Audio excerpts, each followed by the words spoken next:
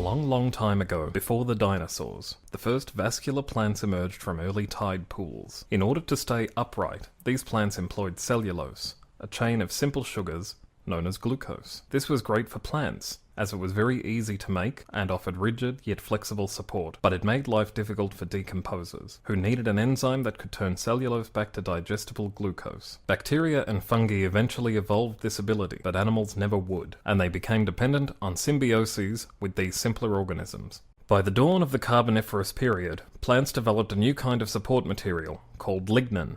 Lignin was an improvement development over cellulose in several ways. It was harder, more rigid, and, being more complex, almost impossible to digest, which made it ideal for protecting cellulose. One of the early founders of these primeval forests was Lepidodendron.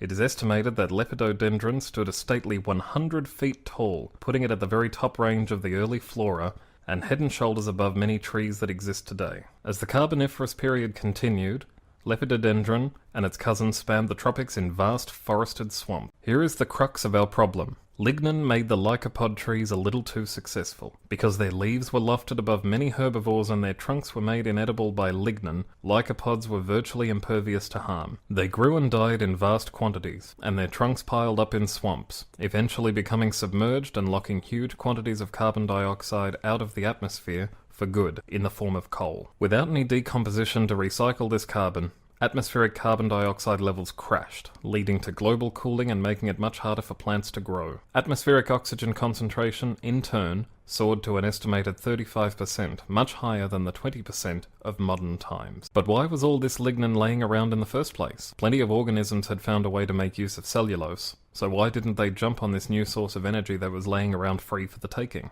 There are several reasons. First, whereas cellulose was made of glucose, which can be readily converted to energy, lignin was based on phenol, a derivative of benzene, which is only a good energy source when it's on fire. Digesting lignin was so difficult that lycopods had free reign over the planet for over 40 million years, leading to the world's first and only wood pollution crisis. Finally, however, a fungus belonging to the class Agaricomycetes did find a crude way to break down lignin. Using a class of enzymes called peroxidases, the fungus bombarded the wood with highly reactive oxygen molecules, in much the same way one might untie a knot using a flamethrower. This was the one and only time in the last 300 million years that the wood-rotting ability evolved. Most of the fungi today that can digest wood are the descendants of that enterprising fungus. Its strategy may have been inelegant, but wood decay played a crucial role in reversing the loss of carbon dioxide in the atmosphere and bringing about the end of the Carboniferous period. What would have happened if white rot fungi had never evolved? We can only speculate, but it's possible the world of today would look a lot like the world at the end of the Carboniferous period. Cooler, high in oxygen, and with a denser atmosphere. Dragonflies with 1.5 foot wingspans might still roam the forests, but the plant life might still be primeval, stifled by the lower carbon dioxide concentrations. Many a homeowner may disagree, but we're lucky wood-rotting fungi evolved.